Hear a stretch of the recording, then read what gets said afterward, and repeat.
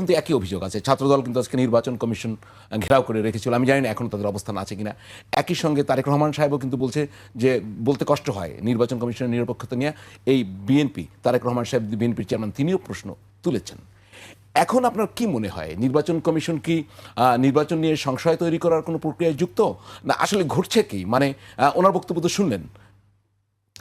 জি, আমাদের এনসিপির ভাইদেরকে কোনো নির্বাচন ছাড়াই একবারে ঘোষণা দিয়ে দিলে বেশি ভালো হয়, তাহলে সব সমস্যার সমাধান হয়ে যাবে। কি ঘোষণা?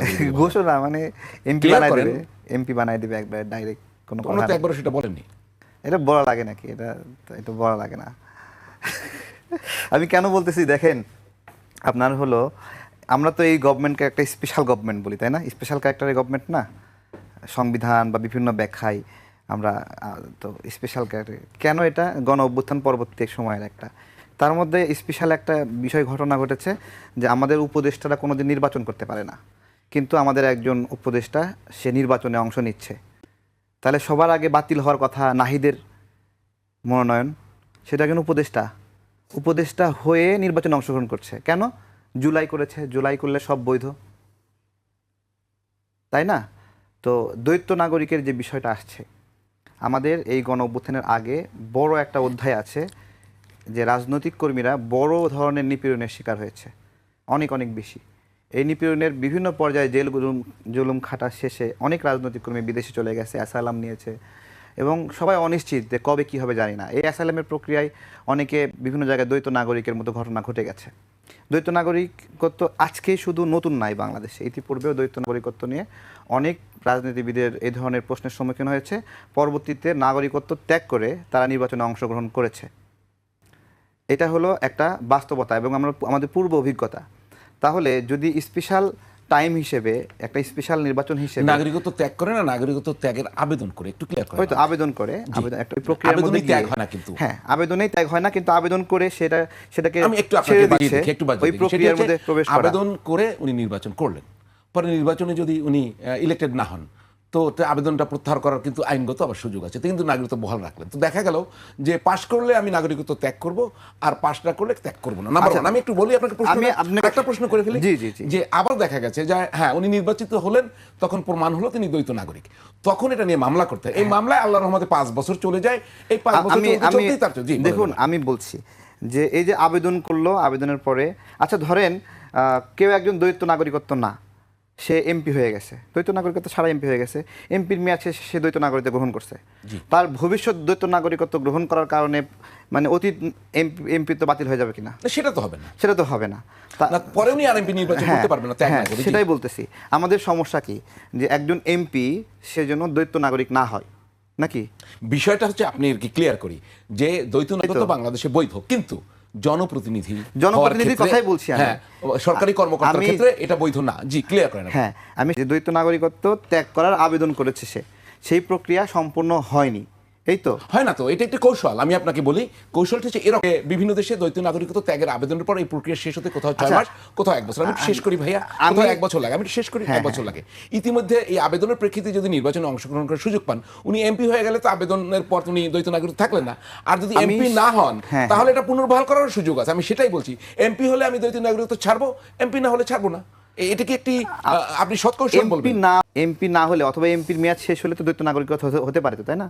সেটাও আমি সেটাই বলছি। দেখুন, আমাদের এই সময়টাতে একটা বড় জুলুমের সময় গেছে, যেই জুলুমের সময়ে রাজনৈতিক কর্মীরা বিশ্বের বিভিন্ন জায়গায় অবস্থান করেছে, সেই অবস্থানের প্রেক্ষিতে দ্বৈত নাগরিকত্ব পরিবেশ সৃষ্টি হয়েছে। আচ্ছা, আমি সেটার কথা বলছি।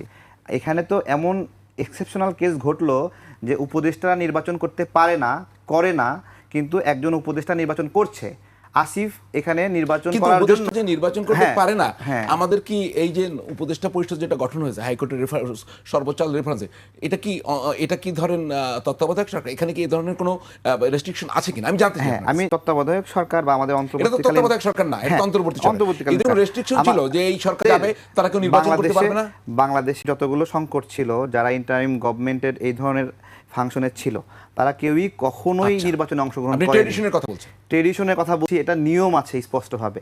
এবং এই গভর্নমেন্টের সময়ে চালাকি করে আমাদের এই যে আমাদের উপদেষ্টারা চালাকি করে এই গভর্নমেন্টের সময়ও একটা প্রস্তাবনা লিখিত আকারে হয়েছিল, সেটা খসড়াও বাইরে এসেছিল যে উপদেষ্টারা নির্বাচন করতে পারবে না, কিন্তু ওই যে মনের মধ্যে দুষ্টামি শয়তানি তারা নির্বাচন করবে, সেই কারণে এই স্বাভাবিক যে নিয়ম যা অন্য তত্ত্বাবধায়ক সরকারের ক্ষেত্রে মানতো, এই তত্ত্বাবধায়ক সরকারের ক্ষেত্রে সেটা মানতে দেয়নি, অন্তর্বর্তী সরকার। হ্যাঁ, এই অন্তর্বর্তীকালীন সরকারের ক্ষেত্রে সেটা মানতে দেয়নি। জি, তাহলে কি দাঁড়াচ্ছে এখন? আমি আপনাকে যে প্রশ্নটি করেছিলাম সেখানে ফিরে আসি। এনসিপি যদি নির্বাচন থেকে সরে যায়, কি দাঁড়াবে? দাঁড়াচ্ছে যেটা, যে কয়টা জোরাজোরি করে বাদ রাখতে পারে অতগুলোতে তারা আসন নেবে, এমনি তো পাবে না। মানে এনসিপি নির্বাচন থেকে সরে যায়, তাহলে নির্বাচনের কি অবস্থা হবে? এটা কি অংশগ্রহণমূলক হবে? এখন নির্বাচনে থাকা দরকার, এনসিপি থাকা দরকার, জামাত থাকা দরকার।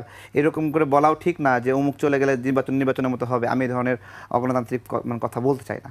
আমি বলতে চাই সবাইকে নিয়েই নির্বাচন করতে হবে। এখানে যে নির্বাচনের মাঠ থেকে যে সরিয়ে দেওয়ার একটা প্রবণতা, একটা রাজনৈতিক কর্মী যে দীর্ঘদিন জেল জুলুম নিপীড়নের শিকার হয়েছে, তাকে সরিয়ে দেওয়ার জন্য যে যুদ্ধ, এই যে হাসনাত আব্দুল্লাহ যে যুদ্ধ করতেছে, লড়াই করতেছে, এতে ওর জনপ্রিয়তা, ও এখানে ফ্রি ফিল চাচ্ছে কেন? ও অনেক জনপ্রিয় না, অনেক সাহসী না, তাহলে ফ্রি ফিল কেন চাবে? প্রতিদ্বন্দ্বিতা করুক না। মুন্সি সেও তো একটা নিপীড়িত মানুষ, সে গণ অভ্যুত্থানের আগে দীর্ঘ সময় নিপীড়নের শিকার হয়েছে না, তাহলে তাকে ঠেকাতে তার এত তৎপরতা কেন? মুন্সি সাহেবের দ্বৈত নাগরিকত্বের না সমস্যা, না, তার তো ঋণ খেলাপি। ঋণ আমাদের ঋণ খেলাপি যদি কোনো ব্যক্তি হয়, ঋণ খেলাপি হওয়ার জন্য কি ফাঁসি দেওয়া হয় নাকি? যে আপনি ঋণ খেলাপি, আপনাকে ফাঁসি দেওয়া হবে? সিস্টেম কি? সিস্টেম নির্বাচনে অংশ নিতে না, পারবে না। আমার কথা আগে শোনেন। ঋণ খেলাপি থেকে বাঁচার সিস্টেম কি? যে আপনি একটা ইনস্টলমেন্ট দিবেন, দুটো ইনস্টলমেন্ট দিবেন, দিয়ে আপনাকে ঋণ রিশিডিউল করবেন একটা নির্দিষ্ট অ্যামাউন্ট জমা দিয়ে। ঋণ রিশিডিউল করলে তো সরকার টাকা ফেরত পাবে নাকি? নাকি ঋণ রিশিডিউল না করে টাকা ফেরত পাবে নির্বাচন না? কমিশনই তো ওনার মনোনয়নের বৈধতা দেয়নি, এখন আপনি সেটা নিয়ে কেন কথা বলছেন? না না, এটা দেয়নি। এখানে হাসনাত সামনে দাঁড়ায় আছে, হাসনাতের সামনে লজ্জা পাবে না, এই জন্য দেয়নি। তাই তাছাড়া কি? একজন প্রার্থী কমপ্লেইন করতে পারে না? ডক্টর ইউনূস ঘোষণা করেছে না যে তারা সংসদে যাবে, মন্ত্রী হবে, বিভিন্ন কিছু সবকিছু রেডি করে দিচ্ছে সুন্দরভাবে, পথ পরিষ্কার করছে। এটা ঠিক না, এগুলো গণতান্ত্রিক না। আমি সেম কথাই বলতেছি যে মুন্সি সাহেব এখানে মানে আটকা দিচ্ছে না শুধুমাত্র হাসনাতের জন্য, এরকম করা করে অন্য ক্ষেত্রে করবে না। আমি আপনাকে দায়িত্ব নিয়ে বলতেছি, অন্যের ক্ষেত্রে এটা করবে না, বুঝছেন? এবং এটা যখন যেখানে ঠেকানো দরকার সেখানে ঠেকাবে। এইটাই তো এই মানে জুলাই করে সব বৈধ নাকি বলেন? না, আমি আপনার কথা আপনি বলছেন করুক না, প্রতিযোগিতা করুক, জিতবে। ও তো অনেক জনপ্রিয়তা, ও কেন ভয় পাবে? এটা তো আমার প্রশ্ন।